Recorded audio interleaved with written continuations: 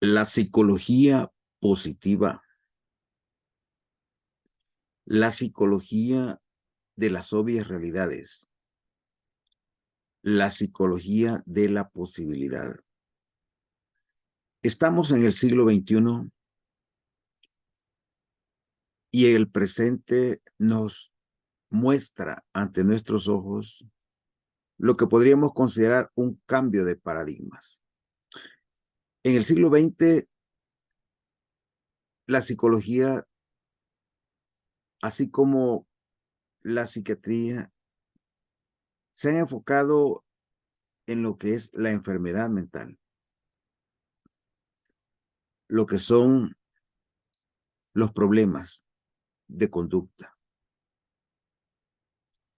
Y sin embargo, los avances han sido limitados. Se han hecho investigaciones en las que se ha invertido mucho dinero, partiendo del diagnóstico, partiendo del problema, enfocando el trastorno y sin embargo, los problemas esenciales de la humanidad continúan. En los últimos 50 años, el hombre ha creado más inventos, obras y sistemas que en el resto de su historia. Pero eso, aun cuando ha mejorado sus condiciones materiales de vida, no ha resuelto los problemas esenciales. No es más feliz. La pobreza intergeneracional continúa rondando. La familia sigue desintegrándose.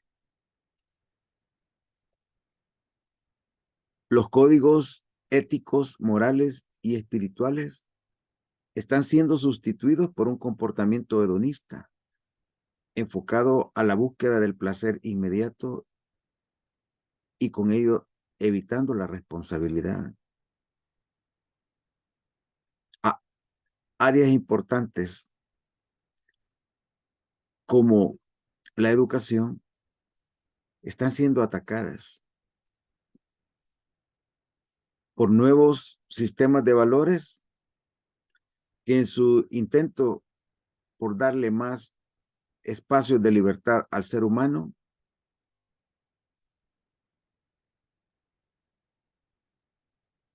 en vez de ayudarle a mejorar su toma de decisiones,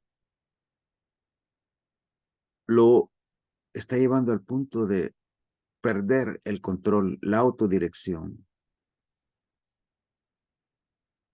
ante los impulsos,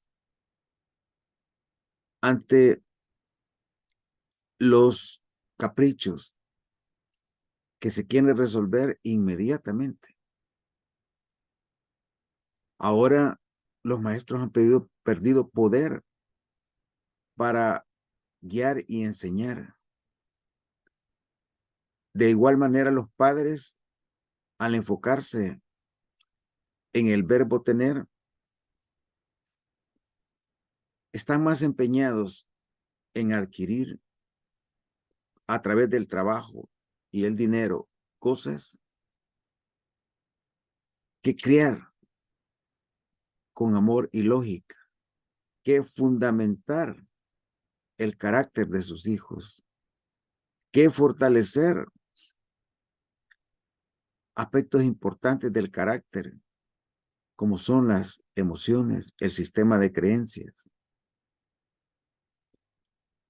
La familia pasa más tiempo frente al televisor, al celular, a la pantalla, a la computadora, que consigo misma. Los nuevos entretenimientos están destinados a seguir separando al hombre de los suyos y entregar nuestro tiempo, es decir, la vida misma, a la conquista de los medios a costa de los fines. De ahí entonces que vemos ese deterioro de la vida familiar, social, educacional, moral, laboral y espiritual, a cambio de más tiempo que se pierde en el entretenimiento hedonista, el juego alienante, rutinas desbalanceantes y esa frenética busca del placer sin poner límites, sin medir las consecuencias. Nacemos con el poder de aprender y ser, o acomodarnos y ceder nuestro potencial a las obvias realidades. El desarrollo del potencial individual, grupal y organizacional demandan una dinámica que posibilite un cambio integral avanzado que nos mueva a un nuevo nivel. El doctor Stephen Covey, antes de morir, en su libro El octavo hábito, enfatizó que estamos pasando por la era del conocimiento y la información. Y pronóstico que la siguiente era es la de la sabiduría.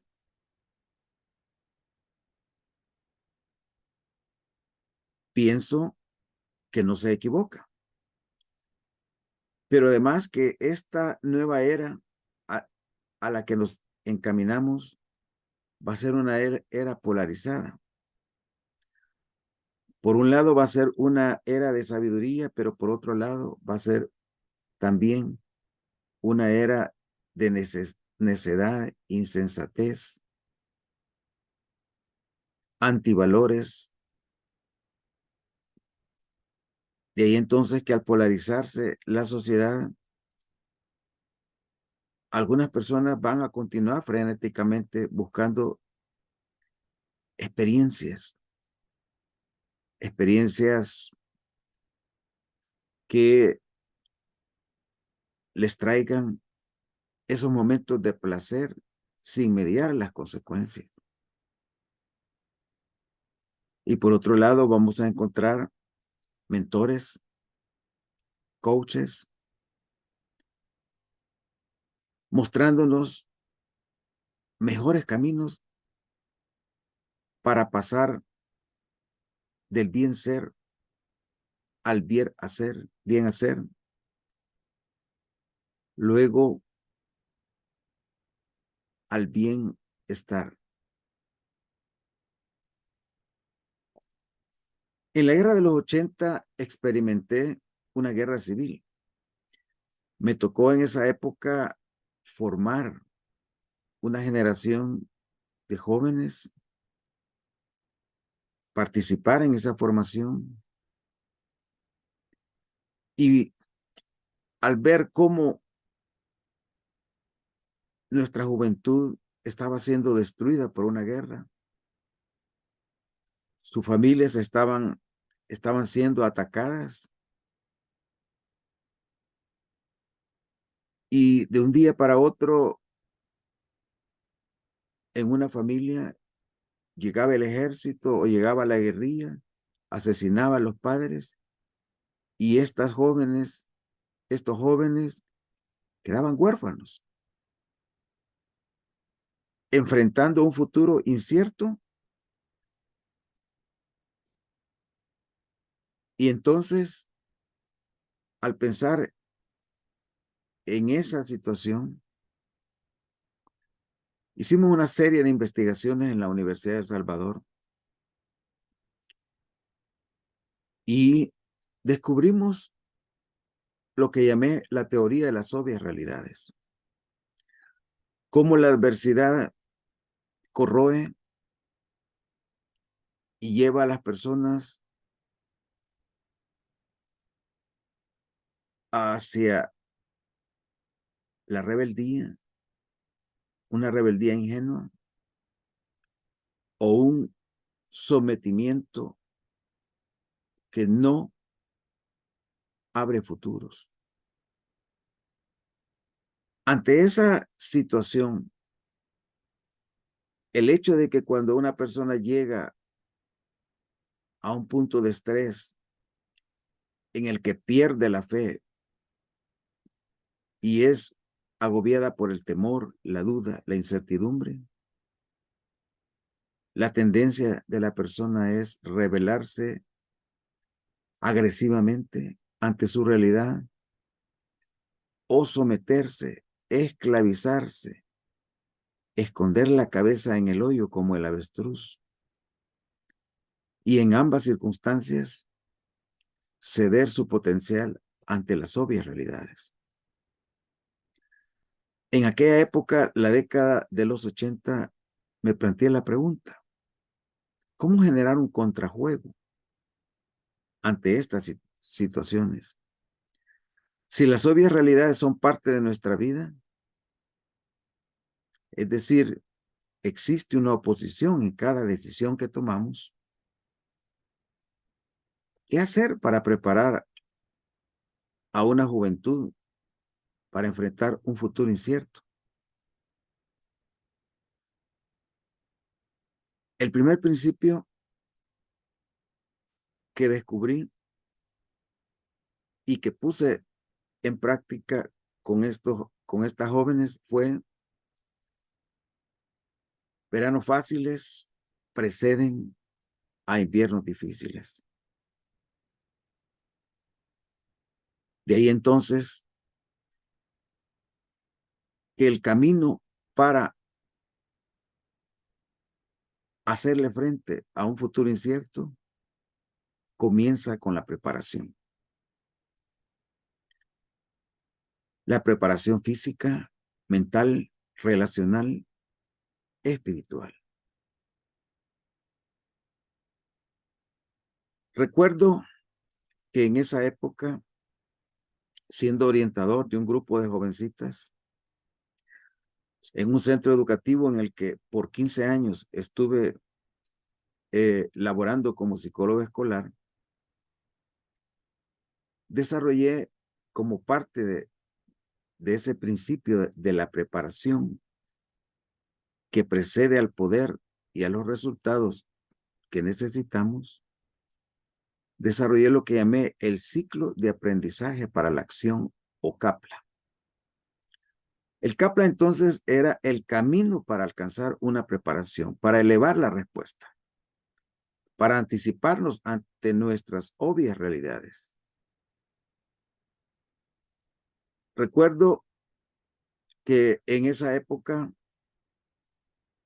enseñaba psicología 1 y 2 a este grupo y les enseñaba las bases para entender el comportamiento humano, para entender aspectos tales como el aprendizaje, la inteligencia, el carácter, la personalidad,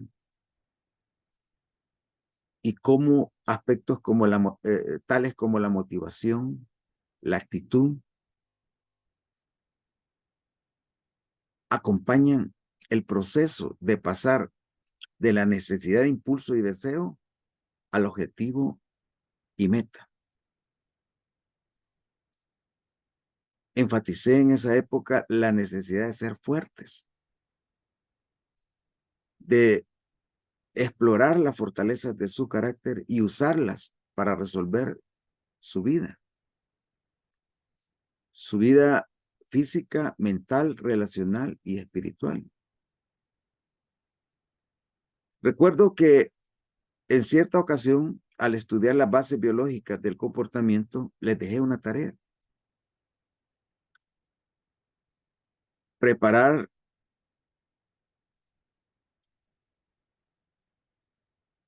macros cortes del cerebro humano real, de manera que pudieran tener un contacto directo con lo que es el cerebro humano, sus partes y cómo cada parte del cerebro humano es responsable de una función de nuestra conducta. La reté a realizar la tarea y luego formar un laboratorio en donde íbamos a estudiar la parte biológica de nuestra conducta.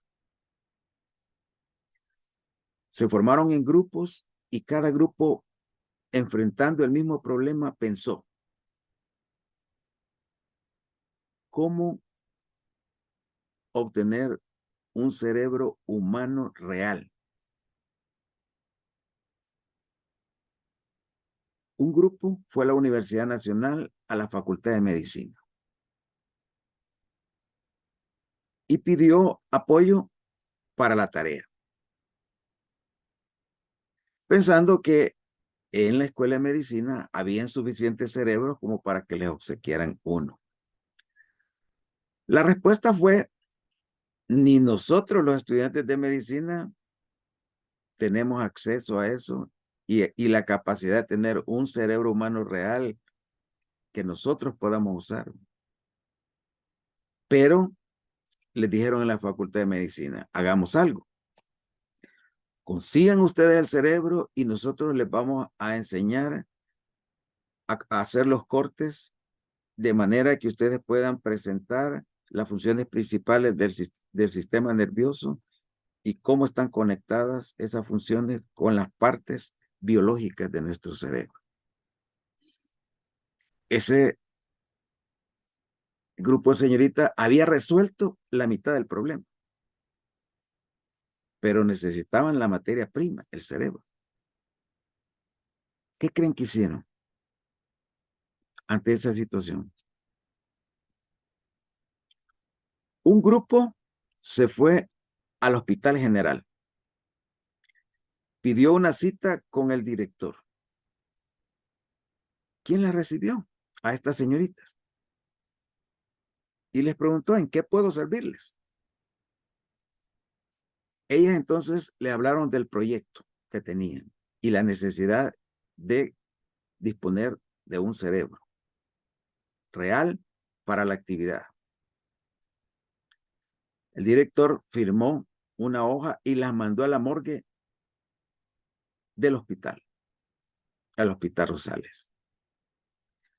Ya en la morgue y leyendo la nota del director, el encargado les dijo: ¿qué necesitan?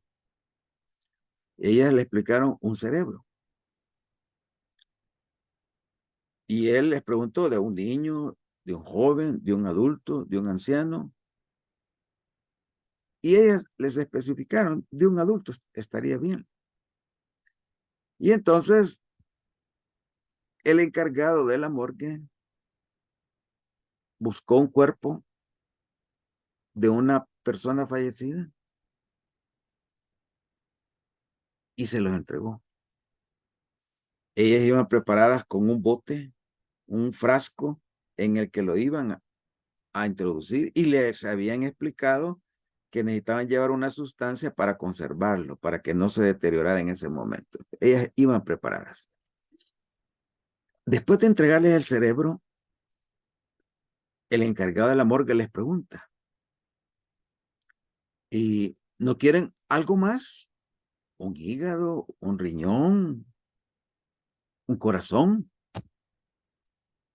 Ellas sonrieron y le contestaron: no, suficiente, esto es lo que necesitamos.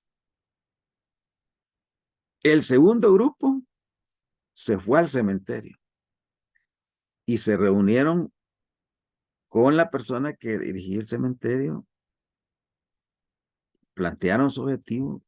Y qué interesante que algo que cualquiera diría: eso es imposible de lograr. Ellas usaron su poder de persuasión, el poder de la palabra, y recordaron un principio que les había enseñado. La gente más poderosa del mundo es la que sabe pedir. Me encontré a uno de los dos grupos y emocionadas me dijeron: ya obtuvimos el cerebro, vamos a la universidad ahorita para que nos orienten en la siguiente parte de la tarea. Al final, ninguno de los grupos fracasó. Todas cumplieron con la tarea. Ese proyecto entonces me llevó a pensar, ¿cómo enfrentar nuestras obvias realidades? La respuesta, a través de nuestro potencial. Todos tenemos un potencial, pero vivimos en una sociedad donde se enfatiza el problema y nos quedamos clavados en el problema. Se enfatiza la limitación, se enfatiza el no se puede. Y entonces nosotros operamos a partir de nuestras debilidades y no a partir de nuestras fortalezas. En mi proceso que le he llamado el CAPLA, el ciclo de aprendizaje para la acción, recuerdo que cuando comencé el año y empecé a enseñar psicología a ese grupo, yo ya era profesor de la Universidad Nacional. Y siendo el psicólogo escolar del colegio, acepté como parte de mi función enseñar a ese grupo psicología. Pero viendo que estaban experimentando adversidad en su vida, las circunstancias que les rodeaban eran adversas, decidí que si las quería preparar para la acción, para un mundo real, ellas necesitaban desarrollar un carácter tenaz. En la década de los 90, escribí 2 libros. Uno titulado Esfuérzate y sé afirmativo, en donde desarrollé un modelo de carácter que básicamente se centraba en 3 factores claves: la identidad a través de la autenticidad, la interactividad a través de la comunicación asertiva y la capacidad de enfrentar nuestra vida real a través de una conducta afirmativa, esto es, positivo en el presente y optimista de cara al futuro. A esto le llamé la pirámide de la gestión personal. Y entonces trabajé el carácter, la estructura del carácter, la gestión del carácter. A medida que fui desarrollando este modelo y fue creciendo, la autenticidad la acompañé en el nivel personal con la responsabilidad. La asertividad la acompañé en el nivel interpersonal con la confiabilidad. Y la afirmatividad la acompañé en el nivel interpersonal y transpersonal de la disciplina y la perseverancia. Y entonces desarrollé lo que le llamé el Tangram conductual, los 7 factores de un carácter tenaz, que en el presente sería un carácter resiliente. En ese momento, entonces, sin proponérmelo, estaba desarrollando un modelo conductual, al que ahora le llamo la psicología de la posibilidad. En el presente, estamos en una revolución del comportamiento. Y esa revolución está siendo liderada por hombres como Martin Seligman, el pionero de la psicología positiva. Él, en la década de los 90, comenzó también su proceso de construir lo que hoy se llama la psicología positiva.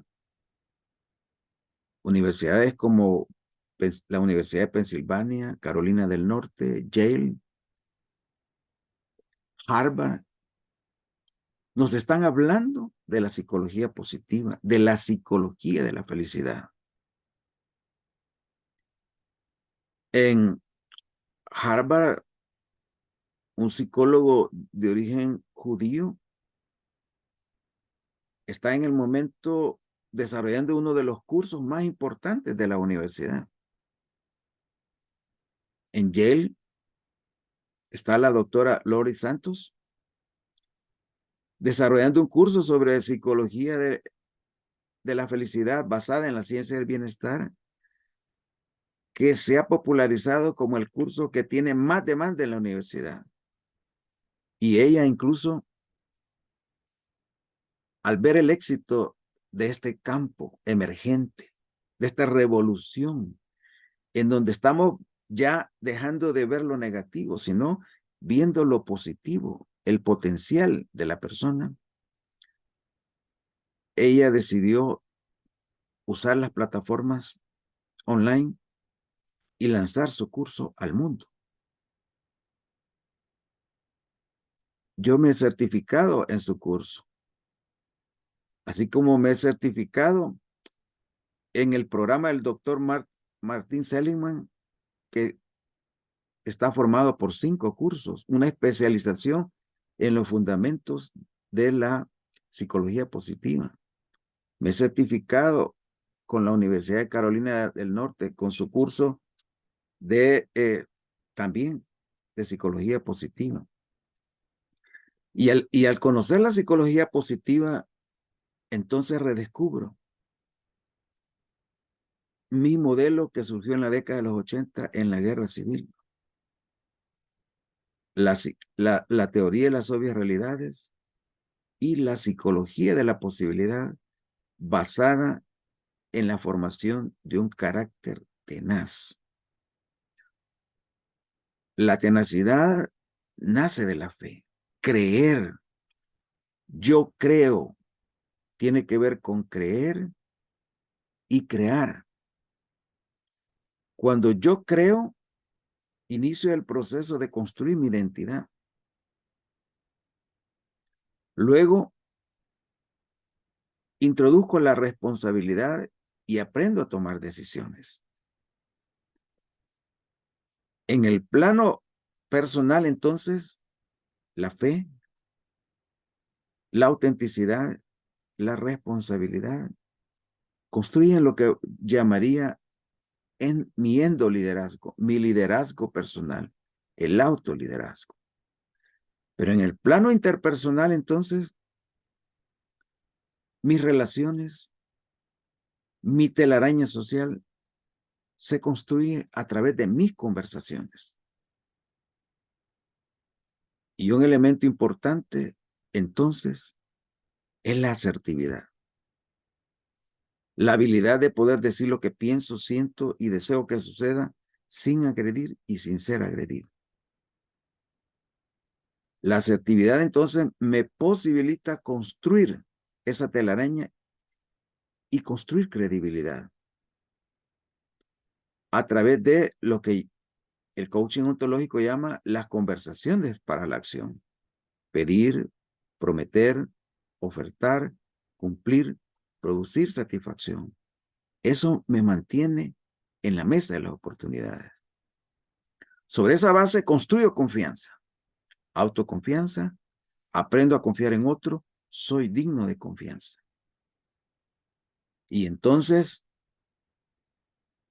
esa mezcla sobre la base que he construido me posibilita transitar sobre mi telaraña social y de esa manera, al igual que este grupo de señoritas, aprendo a resolver las circunstancias de la vida, sean estas una guerra civil, un divorcio, una pérdida del trabajo, un problema de salud, etc. Y luego en el nivel transpersonal, mantengo una visión afirmativa. Esto es positiva en el presente y optimista de cara al futuro.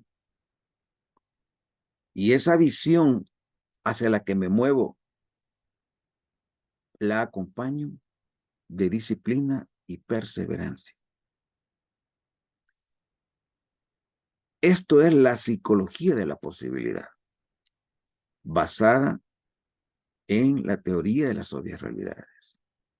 Y esta dinámica se basa en 4 potenciales. En el pasado se ha dicho que la única constante es el cambio. Pero el doctor Stephen Covey descubrió otras 2 constantes: los principios y el cambio. De entonces que para el doctor Covey, el potencial, los principios y el cambio son 3 constantes claves del desarrollo. Pero mi experiencia de la guerra civil, esas jovencitas enfrentando obvias realidades como la muerte de sus seres queridos, como un ambiente diario tapizado por explosiones de bombas, se va la energía, disparos, aún alrededor del centro educativo, huelgas, inestabilidad social. Al enfrentar esas circunstancias que llamamos obvias realidades, descubrimos la 4ª constante: la oposición. Si queremos desarrollar un modelo que responda a las circunstancias reales que enfrentamos y que vamos a enfrentar en el futuro, debemos entender que existe una oposición en cada decisión que tomamos. Que la vida no responde a mis deseos. La vida va a condicionar lo que yo quiero, va a bloquear, va a limitar, va a ponerme condiciones de cumplimiento para entonces entregarme las oportunidades. Esa es la realidad. Y entonces la psicología de la posibilidad reconoce el principio fundamental de las obvias realidades. El principio fundamental de la oposición. Si tú no tienes poder, si tú no te preparas, vas a ser arrasado. Porque no podemos evitar que en la vida lleguen las tormentas, los huracanes, los tsunamis. No podemos evitarlo, solo podemos estar preparados para que cuando lleguen, desarrollar nuestra mejor respuesta y confiar que esa respuesta nos va a permitir sobrevivir, superar y fortalecernos ante la obvia realidad. Entonces, la psicología de la posibilidad se enfoca en el desarrollo del potencial, partiendo del ser, el bien ser, que posibilite moverme hacia el bien hacer. Y del bien hacer, llegar al bien lograr y luego al bienestar. Cada una de esas constantes es apoyada por una variable. El potencial con la creación de posibilidades. Tú puedes tener un coeficiente intelectual de genio, pero si no usas tu inteligencia para crear posibilidades, crear futuros, serás consumido por tus obvias realidades. La oposición. La oposición, entonces, requiere que tú eleves tu respuesta, actúes con calidad, cumplas las exigencias de calidad que tú esperas que los otros cumplan contigo. Imagínate que tienes un hijo que está enfermo y vas al hospital y descubres que en ese hospital el 10% de las personas que entran a ese hospital se mueren.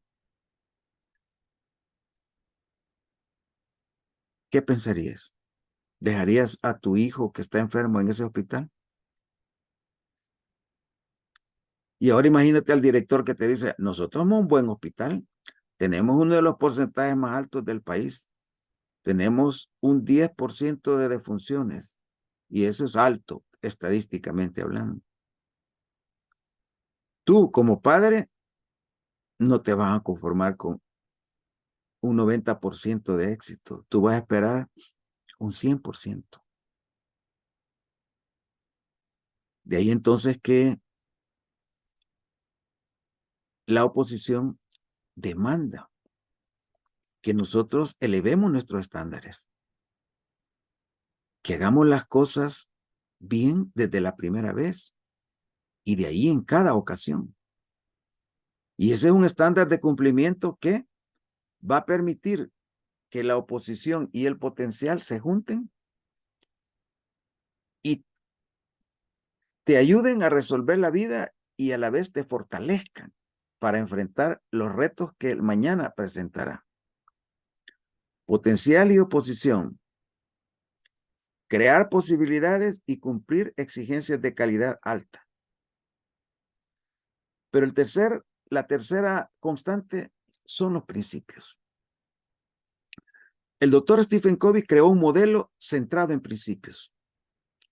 Y él explica que los resultados son gobernados por leyes naturales, que necesitamos descubrir, que necesitamos llevar a la práctica para elevar la respuesta. La respuesta es eficacia, lograr lo que nos proponemos. Es eficiencia, lograr lo que nos proponemos al menor costo posible. Es efectividad, lograr el resultado y a la vez alcanzar el máximo impacto en las personas, en los clientes que reciben ese resultado. Efectividad. Eficacia, eficiencia, efectividad. Logro, optimización, impacto. Logro, optimización e impacto. Entonces nosotros necesitamos desarrollar principios de efectividad.